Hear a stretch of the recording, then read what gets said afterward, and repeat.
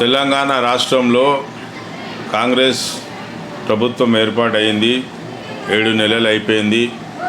Congress party రాకముందు మేమైతే ఏదైతే హామీలు ఇచ్చామో మా ప్రభుత్వం అన్నీ 1 by 1 ఒక్కొక్కటిగా నెరవేర్చుకుంటూ వస్తుంది. అదేవిధంగా ఈరోజు చాలా ప్రత్యేకమైన రోజు. ఈరోజు శుభదినం 18 జూలై చాలా ప్రత్యేకమైన రోజు. ఎందుకంటే ఈ రోజు నుండి కాంగ్రెస్ ప్రభుత్వము రైతులకు 1 lakh రుణమాఫీ వాళ్ళ అకౌంట్లో వేయడం జరిగింది. 31,000 కోట్ల రుణం మా గౌరవనీయులైన యంగ్ అండ్ డైనమిక్ ముఖ్యమంత్రి శ్రీ రేవంత్ రెడ్డి గారు, అదేవిధంగా ఉప ముఖ్యమంత్రి గారు బట్టి విక్రమార్క గారు నేతృత్వంలో మా ఏఐసిసి అధ్యక్షురాలు మా మాజీ అధ్యక్షురాలు శ్రీమతి సోనియా గాంధీ, అదేవిధంగా మా young and dynamic opposition leader member of parliament Shri Rahul Gandhi గారు, పెద్దలు ఏఐసిసి అధ్యక్షులు శ్రీ మల్లికార్జున ఖర్గే నేతృత్వంలో మేము గతంలో ఏదైతే తుక్కుగూడ బహిరంగ సభలో ఇచ్చిన హామీలన్నీ ఒక్కొక్కటిగా నెరవేర్చుకుంటూ వస్తున్నామో మా ప్రభుత్వానికి ఇక తిరుగులేదు. మా ప్రభుత్వం 5 సంవత్సరాల గురించి రాలేదు. మా ప్రభుత్వం 15 సంవత్సరాలు హ్యాట్రిక్ కొట్టబోతుంది. ఆ దిశలో మా ముఖ్యమంత్రి రేవంత్ రెడ్డి గారు, బట్టి విక్రమార్క గారు, మా మంత్రులు అన్నీ ఐక్యంగా కలిసికట్టుగా చర్చించుకొని ప్రజలకు ఇచ్చిన హామీలన్నీ 1 by 1గా నెరవేర్చుకుంటూ వస్తున్నామని చెప్పేసి ఈ సందర్భంగా తెలియజేసుకుంటున్నాం. ప్రధానంగా కేసీఆర్ 10 ఏళ్ల కాలంలో 1,00,000 రూపాయలు చేయడానికి ఎంతో ఇబ్బంది పడ్డాడు, చేయలేదు. ఇప్పుడు మీరు చేస్తున్నారు, దీన్ని ఎట్లా చూస్తారు? ఎట్లా సాధ్యమైంది? వాళ్ళకి సాధ్యం కాలే, మీకు ఎలా సాధ్యం? మాకు సాధ్యం అయింది. మేము ఏదైతే సాధ్యం కాదో అదే సాధ్యం చేస్తాం మేము. That is Congress, Indian national Congress party. అది స్పెషల్ మాది. ఎందుకంటే కేసీఆర్ ఇప్పుడు 7,00,000 కోట్లు అప్పు పెట్టి పోయిండు. టీఆర్ఎస్ అన్నాడు, బీఆర్ఎస్ చేసిండు, ఇప్పుడు ఇంటికి పోయినరు. లిక్కర్ అని లిక్కర్ క్వీన్ జైల్లో ఉన్నది. ఆ బిడ్డ పోయిన బాధలో ఆయన బాధలో ఈడ ఉన్నాడు. ఆ సోదరుడు కేటీఆర్ బాధలో ఉన్నాడు, చెల్లె జైల్లో ఉన్నది. వాళ్ళకి ఏం అర్థమైతే లేదు. 39 సీట్ల మీద వాళ్ళు ఆగిపోయారు. ఆ ఒక్కొక్కరు ఎమ్మెల్యేలు స్వచ్ఛందంగా అందరూ మా దగ్గరికి వస్తున్నారు. బీఆర్ఎస్ మొత్తం టోటల్ ఖాళీ అయిపోతుంది. ఒక 4-5 తప్పితే అందులో ఎవరు ఉండరు. ఎందుకు ఉండరు అంటే ఆయన నమ్మక ద్రోహం చేసిండండి. మేము తెలంగాణ ఇచ్చినాం, శ్రీమతి సోనియా గాంధీ అమ్మ ఇచ్చిన హామీ నెరవేర్చుకుంది, తెలంగాణ ఇచ్చింది. ఆంధ్రప్రదేశ్లో మాకు నష్టం జరిగింది, నేటికి కూడా ఒక్క సీట్ లేదు. ఆయన ఇచ్చిన మాట కట్టుబడి తెలంగాణ ఇవ్వడం జరిగింది. మాకు మర్జీ చేస్తా అని చెప్పి ఆనాడు కాళ్ళు మొక్కి కుటుంబ సభ్యులందరూ కాళ్ళు మొక్కి అమ్మను టెన్షన్ పట్ల బయటికి వచ్చి మళ్ళీ ఇక్కడ హైదరాబాద్ ఫ్లడ్ దిగంగానే మాట మార్చిండు. ద్రోహి. ఈ ద్రోహికి ప్రజలు గుణపాఠం చెప్పారు. ఒకసారి 2 సార్లు అవకాశం ఇచ్చారు. ఇస్తే ఏం చేసిండు? కుటుంబం మొత్తం 1,00,000 కోట్ల ఆస్తులు ఆయన సంపాదించుకొని కూర్చున్నాడు. ఒక్కొక్కటిగా బయట వెళ్తుంది. ఈడీ కేసులు ఇప్పుడు సిబిఐ వాళ్ళ కుటుంబం వెంట పడ్డది. వాళ్ళు ఇప్పట్లో బయటికి రావడం చాలా కష్టం వాళ్ళు.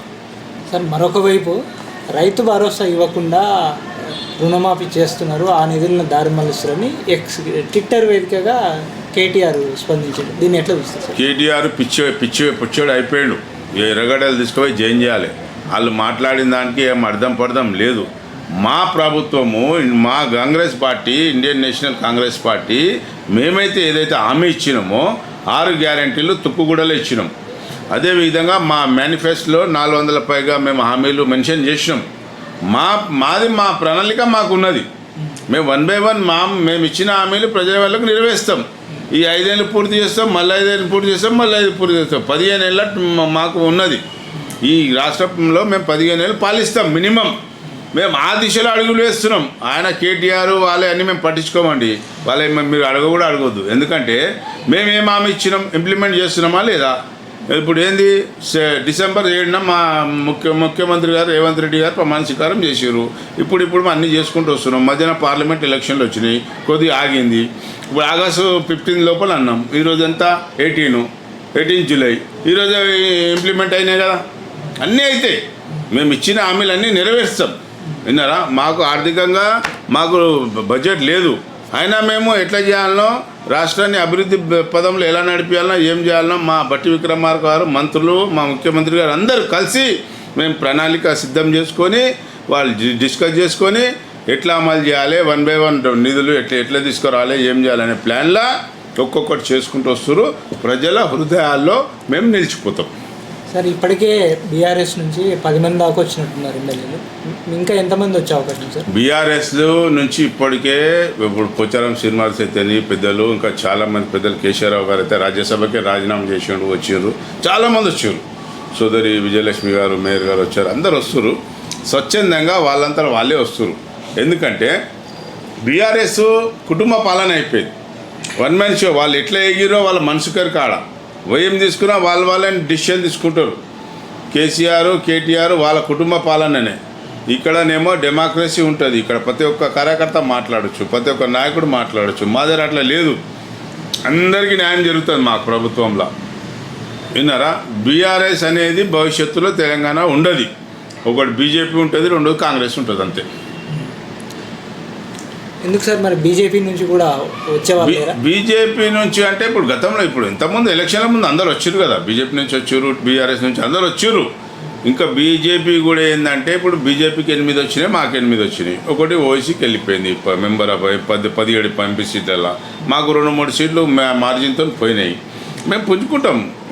ఇంకా మేము ఏంటంటే మేము ఎక్కడెక్కడ మేము టికెట్ ఎక్కడైనా మైనస్ పాయింట్ అయిందా, ప్రచారంలో లోపాలు ఉన్నాయా, ఎట్లెట్లా ఏమేమి ఉన్నాయి, మేము ఎందుకు ఓడిపోయినాం అనేది మేము ఇంటర్నల్ పార్టీ మా గాంధీమాల మీటింగ్ పెట్టుకున్నాం ఆల్రెడీ.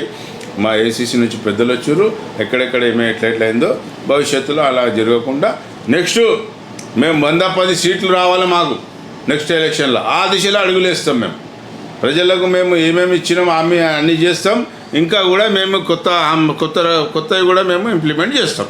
సార్ ఇంకోటి ఫైనల్గా మీరు 2 సార్లు టికెట్ వదులుకున్నారు అంటే ఆశించారు, కానీ పార్టీ మరి మీకు ఏం చెప్పిందో మీకు తెలుసు, పార్టీకి తెలుసు. మరి రాష్ట్ర స్థాయి నా టికెట్ ఇప్పుడు నేను గోషామైల అసెంబ్లీ అడిగినా, అక్కడ మహిళకు అకామిడేట్ చేసిండ్రు. మళ్ళీ హైదరాబాద్లో ఎంపీ అడిగినా, హైదరాబాద్ గెలిచేది మనకు కాదు కాబట్టి నాకు పెద్ద ఇంట్రెస్ట్ లేదు కంటెస్ట్ చేయాలని. నాకు ఎమ్మెల్సీ ఇస్తారా, లేకుంటే చైర్మన్ ఇస్తారా, మా ముఖ్యమంత్రి గారు బట్టి విక్రమార్క గారు, మా పార్టీ పెద్దలు నిర్ణయిస్తారు. మాకే పదవి వచ్చినా మేము చేస్తాం.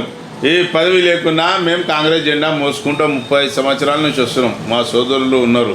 ఇందిరాగాంధీ ఎంబడి తిరిగిన మా కోట స్వయం ప్రకాష్, అదేవిధంగా మా కేఎస్ సంతోష్ ఎమ్మెల్యే పోటీ చేసి చంద్రాంగుట్ట నుంచి 1989లో వారు రాజీవ్ గాంధీ జతలు తిరిగారు. నేను సోనియా గాంధీ అమ్మ అంబడి నేతృత్వంలో పనిచేసిన, రాహుల్ గాంధీ నేతృత్వంలో పనిచేస్తున్నాం. నేను ఎంతో ముఖ్యమంత్రులను చూసిన. డాక్టర్ మరి చెన్నారెడ్డి, ఎన్ జనార్దన్ రెడ్డి, మళ్ళీ కోట్ల విజయభాస్కర్ రెడ్డి, దాని తర్వాత రాజశేఖర రెడ్డి గారు, మళ్ళీ రోషయ్య గారు, కిరణ్ కుమార్ రెడ్డి గారు, ఇంతమంది ముఖ్యమంత్రులలో మేము పనిచేసినాం. ఒక కార్యకర్తగా పదవులు ఇంపార్టెంట్ కాదు మాకు. మాతో పనిచేసిన వాళ్ళు ఇప్పుడు మొత్తం ఎమ్మెల్యేలు అయ్యారు, మంత్రులు అయ్యారు. వాళ్ళ జతలో మేము పనిచేస్తాం. గతంలో ఎంపీలు పోరాటం చేసారు తెలంగాణ కోసం, వాళ్ళు ఎంబడి మేము పనిచేసినాం. సో మాకు అనేది ఒక ట్రాక్ రికార్డ్ ఉన్నది. కాదు సార్, పార్టీ మిమ్మల్ని ఎప్పుడు గుర్తిస్తుంది?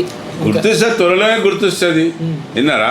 పార్టీ ఇప్పుడే కదా మేము అధికారంలో వచ్చినాం, త్వరలో గుర్తిస్తుంది. ఇటీవలే కొన్ని నామినేటెడ్ పోస్టులు ఫిల్అప్ అయినాయి కదా సార్? కొన్ని నామినేటెడ్ పోస్టులు ఫిల్అప్ అయినాయి. మీరే చెప్తారు. కొన్ని ఇంకా చాలా ఉన్నాయి, వస్తుంది మాకు.